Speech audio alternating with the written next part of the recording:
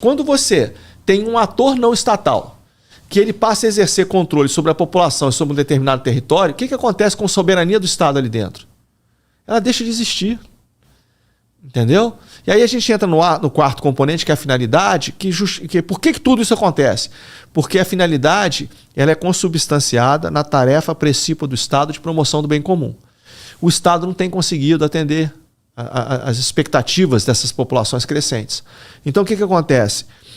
Essa finalidade é colocada em xeque. É justamente isso que abre espaço para o ator armado não estatal passar a exercer influência sobre a população. Eu podia estar falando do Estado Islâmico, eu posso estar falando do Talibã, assim como a lógica é a mesma, o funcionamento é o mesmo, assim como eu posso estar falando do Comando Vermelho. Entendeu? Então essa lógica de subtração da soberania do Estado, que numa perspectiva, quando a gente olha o mundo só numa perspectiva de Estados soberanos, é difícil do cara entender, porque é uma visão muito ortodoxa. Mas quando você começa a entender que esse sistema está se decompondo e que você vai tendo diferentes outras formas de poder que rivalizam com o Estado, você começa a ver que determinados locais no Rio de Janeiro, a maior parte do Rio de Janeiro hoje já não está mais sobre o controle efetivo do Estado. Agora, o interessante é o seguinte, esses atores, eles não substituem o Estado. Porque, por exemplo, ele não quer controlar a UPA. Deixa o Estado colocar a UPA lá, o Estado coloca a UPA, o Estado paga os profissionais de saúde que operam ali dentro, o Estado banca a ambulância, não é isso? Mas quem é que impõe o sistema normativo? É ele. Quem arrecada? Então acontece o seguinte, se você está na comunidade, se você precisar da ambulância, normalmente você pede para quem? Para eles. Para eles, que ele vai providenciar a ambulância na sua porta. Quem tem prioridade no uso? Eles. Exatamente. Então, assim, ou quem eles mandarem. E eles fazem isso. Então, isso dá problema sério. Isso ofere legitimidade para eles. E agora eles Porque quando a sua mãe ficou doente, precisou, para quem que você pediu e a ambulância apareceu? Para eles. Então eles começam a usurpar aquilo que o Estado tem de mais importante. Que não é nem a sua soberania, é a sua legitimidade. Porque a legitimidade é o sustentáculo da soberania. Esse é o contrato social, cara. O que é o contrato social? Você fala assim, olha só, Estado, você se compromete a promover o bem comum? Sim. Beleza. Se você compromete a promover, eu entrego o monopólio da força para você. Eu reconheço o seu monopólio da força. Ok? Eu reconheço o seu poder soberano, mas você se compromete a promover o bem comum. Sim. Essa relação, ela ofere legitimidade. Ela é a base da soberania do Estado. A partir do... Cara, tá muito prolixo esse negócio? Tá excelente. Então vamos lá. O que acontece? A partir do momento em que esse contrato social é quebrado, e quando eu preciso da ambulância, quem promove o bem comum é outro? É outro. E outra coisa, cara... Você respeita ele. Quando eu falo... Olha a complexidade do negócio. Quando eu falo que eu precisei da ambulância, eu recorri àquele ator, eu estou falando uma forma de cooptação dele. Não é isso? Uhum. Eu gostei daquele ali. Agora, ele tem a coação. Então, quando ele proíbe, por exemplo, o furto dentro da comunidade, e você furta, você vai pagar muito caro por aquilo. Eles têm um sistema de justiça, olha a complexidade do negócio, que é quase sempre brutal. Volta e meia a gente recebe vídeo pelo WhatsApp de cara apanhando, levando tiro na mão, cortando o dedo, não é isso? É quase sempre brutal. É 100% informal. Não é isso? Sim. Mas preste atenção.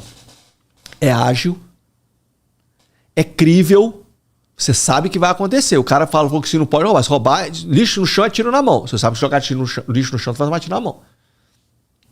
É ágil, é crível, é previsível, você sabe que vai acontecer e é eficaz. Ágil, previsível, crível e eficaz. Tudo que o nosso sistema de justiça não é. Você está entendendo como é que a relação do Estado com aquele cidadão, aquele contrato social, ele vai sendo subvertido? Esse é o problema, cara. E esse povo reconhece essa autoridade. É lógico. Não reconhece o Estado. É lógico, porque eu vou contar uma experiência que eu tive no Haiti.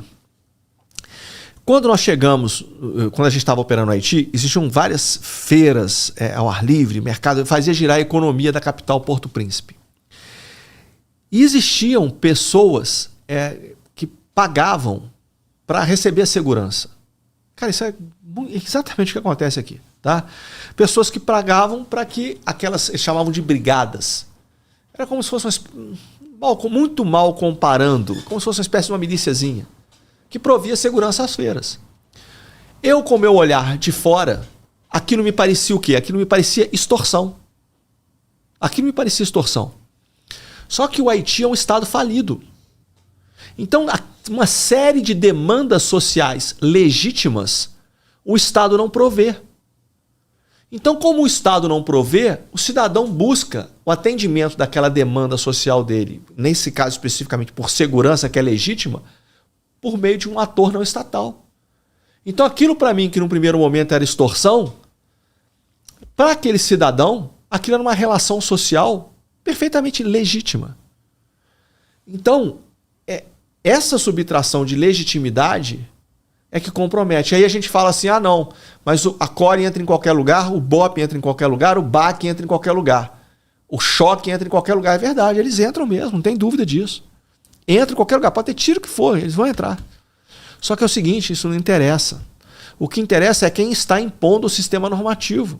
Então não interessa se a CORE entra, não interessa se o BOP entra, não interessa se quem custeia aquela UPA que está ali dentro é o Estado. Agora, o que interessa é quem está impondo o sistema normativo. Tem até um nome para isso, é uma teoria do controle competitivo. Tá? Quem impõe o sistema normativo? Quem impõe o sistema normativo detém o controle efetivo. Então, se a mulher, quando apanha do marido, ela recorre a quem? Ela recorre à delegacia da mulher? Se ela recorre à delegacia da mulher, quem é que impõe o sistema normativo? O Estado. Beleza, está funcionando como a gente quer. Agora, se quem impõe, quando ela apanha do marido, ela recorre àquele ator armado local, porque o sistema de justiça dele, embora seja 100% informal, quase sempre extremamente brutal, ele é ágil, efetivo, crível e previsível. Então quem impõe o sistema normativo é ele, quem manda é ele. E ali naquele local, o Estado está deixando de existir. Existe um déficit de soberania. Aquilo ali, aquele espaço ali, passa a ser um enclave de microsoberania.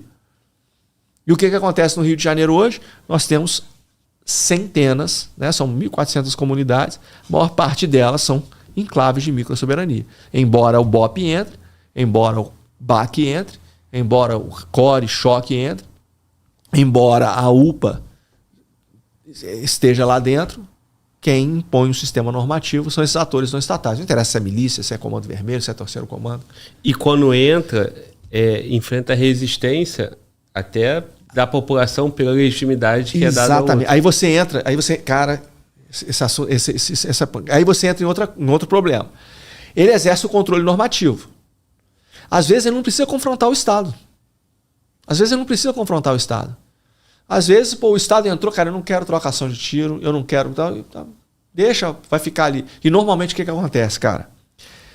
Se não tem a trocação de tiro, olha a complexidade do problema e olha porque se a gente olhar o problema sob um prisma de segurança pública, a gente está lascado. Isso aconteceu em outro estado da federação. Um profissional da Secretaria de Segurança Pública me contando. Falou assim, olha só, eu tinha duas áreas.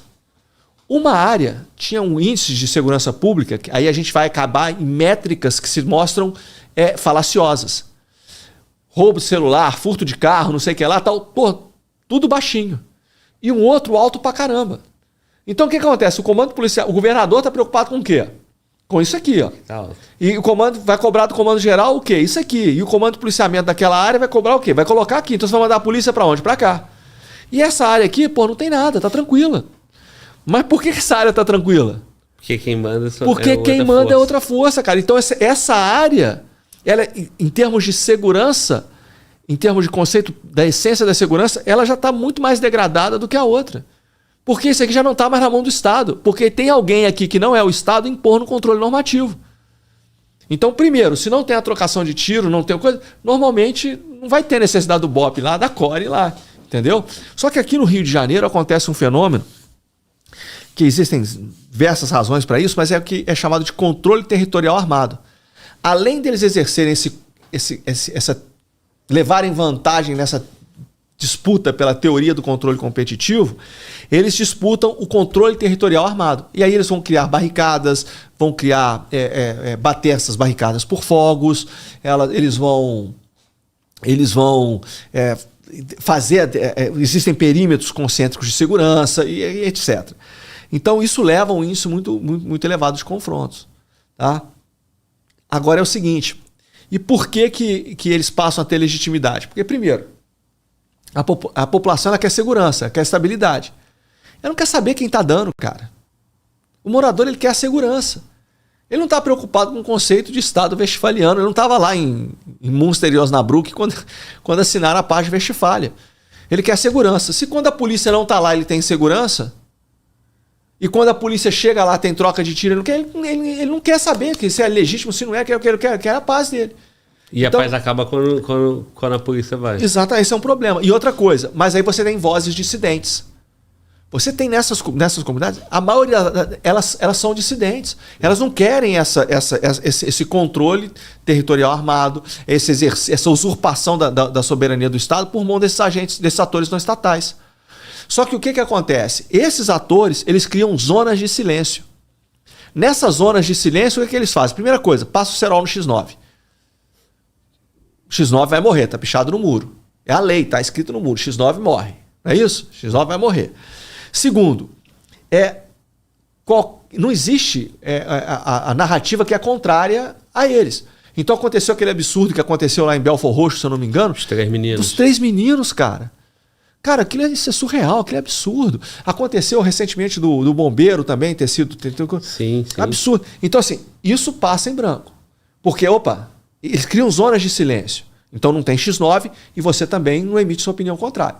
A única voz que pode ter é aquela voz que corrobora aquela minha narrativa que é hegemônica. Qual narrativa que é hegemônica? Polícia é truculenta, polícia é uma máquina de triturar preto, polícia é uma máquina de matar pobre. Não é isso? Eu vou fazer um protesto, morador fazer um protesto contra a violência. Beleza, legítimo? Perfeitamente legítimo. Mas ele não reclama sobre a violência não estatal. Ele só reclama com qual violência? A estatal. Não que ele concorde com a outra. Não que ele concorde. Mas quem discorda, ou seja, as vozes dissidentes, elas são impositivamente caladas. Já está previsto a pena. Não. Ninguém nem pensa em falar. Quem fala, junta as coisas e vai embora. É isso? Quem junta as coisas e vai embora. Cara, olha só. E nisso aí nós temos o efeito que essa narrativa única, né, essa zona de silêncio, cada vez mais enfraquece a ação policial. É lógico. E até a legislação e o direito acompanham isso, né?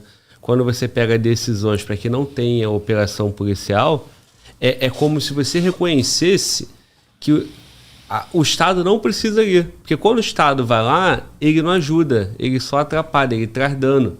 Então o Estado não vai lá, não tem tiro. Não acaba essa paz.